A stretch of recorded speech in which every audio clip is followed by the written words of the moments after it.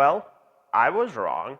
Eastern Michigan loses at home 28-23 to Long Island University.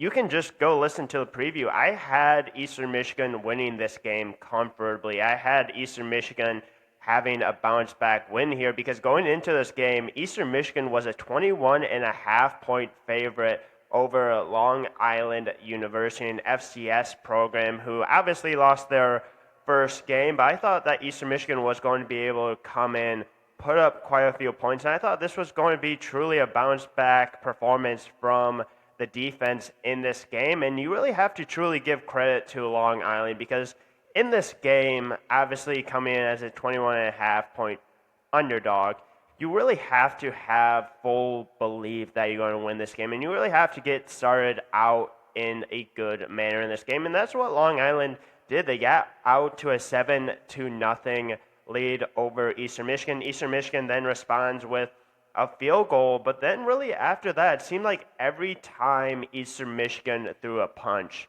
Long Island threw a counterpunch. And you really, truly have to give credit to not only their starting quarterback and Luca Stanzani, which I thought he was pretty good in this game. Didn't throw any touchdowns, but did have a catch for 74 yards. You also have to give credit to Ethan Greenwood. He had at least one huge long touchdown run, 7 carries, 91 yards, 2 touchdowns. Like every time Long Island needed a score, they were able to do it. And every time they needed to get a stop, they were able to do it. And that's full on credit to this team coming in prepared, not only believing that they will win, but truly at times seemed like Long Island deserved and wanted it more than Eastern Michigan. And I don't know if that is because of Eastern Michigan's loss against South Texas. There could be a little bit of fatigue from that, but they weren't even any turnovers in this game. So you really can't blame Eastern Michigan for losing this game because of turnovers. Like, they lost this game because they lost this game. Like, that's just the fact of what it is. And it's a huge upset. And it's rightfully so disappointing if you're an Eastern Michigan fan. But if you're a Long Island fan, you have to be extremely thrilled. Like, being 1-1 with the two teams that you have faced, there has to be so much confidence going forward through the rest of your season. And if you're Eastern Michigan on that side of the field, like, you can't be any more disappointed. And guess what? Your schedule is not going to get any easier if you're Eastern Michigan. And I have talked enough about how many players they lost from last year, the percentage that they've lost overall for this team. But there's a real possibility that this loss in itself could really start a snowball effect of losses. Like, you're 0-2 right now, and you obviously weren't projected to win game 1. You were projected to win this game. You didn't. And if you look at it overall, there were some decent performances in this game. And you have Noah Cam, 189 yards, 2 touchdowns. Dante McMillan continues to be a guy. He had 8 carries, 58 yards, 1 touchdown. He had a receiving touchdown as well, a huge 33-yard catch. And then you have Terry Lockett. Like, these are the main guys for Eastern Michigan. They have been all year. Like, I don't know who else is going to step up at this point. I don't know what the coaching staff is going to do. I feel like it's almost kind of in a situation where you truly need to, like, have a reset and try to figure out, like, how to win games. And I know that obviously under this coaching staff they have done so according to really the history of what Eastern Michigan has done. But this is just a surprise. And it's one thing that I never thought I would see. I think this coaching staff at Eastern Michigan is actually pretty good. But there's some real shock to this, and full on credit to Long Island. Like, you absolutely deserve this game. I don't think a lot of people picked Long Island to win this game, if anyone truly was watching this game.